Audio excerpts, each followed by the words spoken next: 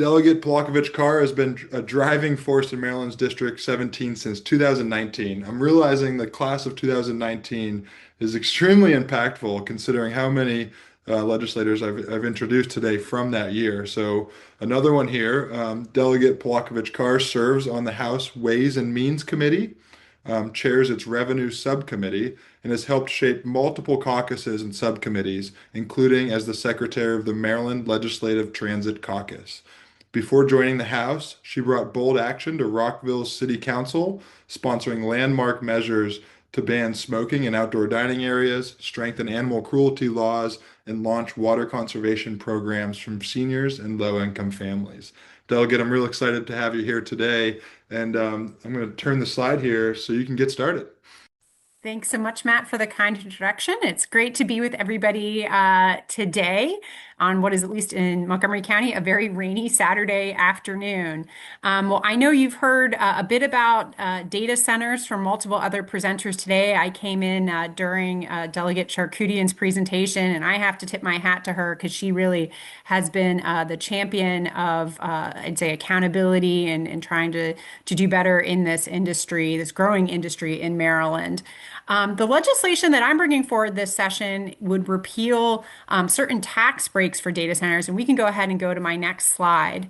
So I know with this audience, I don't need to talk about the environmental impacts of data centers, and I think we've all felt the economic impacts as utility customers. But there's another angle that I would encourage you to think about in terms of how data centers are impacting Maryland and, in fact, other states, and that is in terms of their effect on our state's revenues and the money that is coming into the state of Maryland. So, by way of context, back in the 2020 legislative session, the General Assembly passed legislation to create two tax breaks to attract data centers to come to Maryland. At the time, there weren't very many in Maryland. There were more in Virginia, certainly not the number that there are now.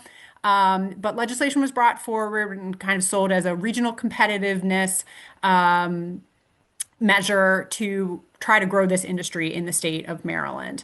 And what ultimately passed were two tax breaks. One was statewide in nature, and that exempted from our state sales tax all of the physical stuff that basically a data center needs to buy to get up and going. So that's everything from the NVIDIA chips to the racks to the software that's running all of that equipment to the cooling and ventilation systems, just like all of the physical things that go into a data center. And for data centers of a certain size that promise to create a certain number of jobs over a certain period of time that paid a certain amount, they could get this sales tax exemption. And fast forward to today, there are 7 data centers in Maryland, which is a small subset of the total number of data centers that we know. I believe the number currently is 44 that are operating in the state of Maryland, but there are 7 that are receiving that statewide tax break. Now, the second thing that law from 2020 did was allowed local governments, county governments specifically, to offer an additional tax break for data centers. In this case, it is a tax that probably most people on this call are not familiar with, the personal property tax. It's a tax that as individuals we don't pay, but businesses do. And it is an annual tax on basically all the physical things that their business owns, everything from computers to office equipment to everything that physically is in a data center. So 3 counties to date have created that additional tax break. That's Anne Arundel, Howard, and Prince George's counties. I mentioned at the top here that, I have concerns about what these tax breaks are actually doing to Maryland's state budget. And I will say that this is an area, unfortunately, where we don't actually have an estimate of what the impacts are to our state's budget. I've been on the House Ways and Means Committee. This will be my 8th session there, and we look at a lot of tax incentives and tax breaks potentially, especially for businesses. And the question that I'm always thinking as we evaluate these things are, well, how much is it going to cost? And then what potential benefits what we see for the state? And there are some of these tax breaks where it pencils out and it works. And unfortunately, there are others like this one where we don't have good information. We don't have to look far, though, to be pretty concerned about what the potential impacts might be in terms of foregone state revenues. Because Maryland is one of 32 states that have similar, but not necessarily identical, tax incentives for the development of data centers. And the costs really are escalating in these other states. Thankfully, most of these states aren't like Maryland. They actually do collect this data and are publicly reporting that information. So I'll give you a few examples here. Illinois also created their tax breaks for data centers back in 2020, so same year as Maryland. Initially, they thought it would cost them $10 million a year. Well, as of 2024, it was costing them $370 million a year. So that's a pretty significant escalation. State of Texas, 2 years ago, thought that they would be spending $130 million a year on data center tax breaks last year. The actual cost was $1 billion.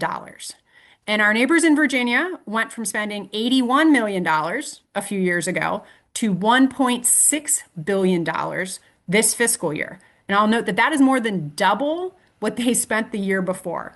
And that news just broke in recent days. So these are pretty alarming trends about what is happening in other places. Again, we don't have the numbers here in Maryland, but I think that information that is playing out in, state after state across the country is enough for us to want to pump the brakes on all of this. So what my legislation does very simply is it just ends these two tax breaks, the statewide tax break and ends the ability for counties to offer a local tax breaks for data centers. If data centers want to exist, and I'll say I'm fully supportive of the other legislative efforts that my colleagues are putting in this session. They should pay their full freight. They shouldn't get a discount from taxpayers, especially when they are driving up our utility bills, and especially in a year when we are facing a significant budget deficit again. So that is the bill in a nutshell, and I'll give you all back some time. Yeah, well, thank you, Delegate. And actually, I have a question from a colleague of yours, Delegate Hutchinson asks, why you said there's 40 data centers in Maryland currently and only three are taking advantage of the tax breaks. Why are the other 37 not taking advantage of them? Do you have any idea? Seven are getting the break now. Probably some of them existed before the tax break existed. Others may be too small in terms of the size of the data center.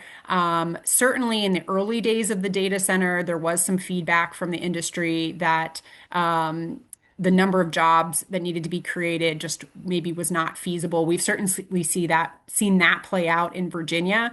So I think some of the metrics there, I think probably are contributing to this. But I would just, flip this on its head and say, okay, only seven are getting the break, yet we've still gotten whatever the math works out to 30 some other data centers in the state that we have not subsidized using state revenues. Yeah, yeah, that's a great point. So I will point out that you have a number of questions in the Q&A feature. If you don't mind hanging out for a little bit and responding to those, I'm sure the Will audience would do. appreciate it. Yeah, thanks for being here today.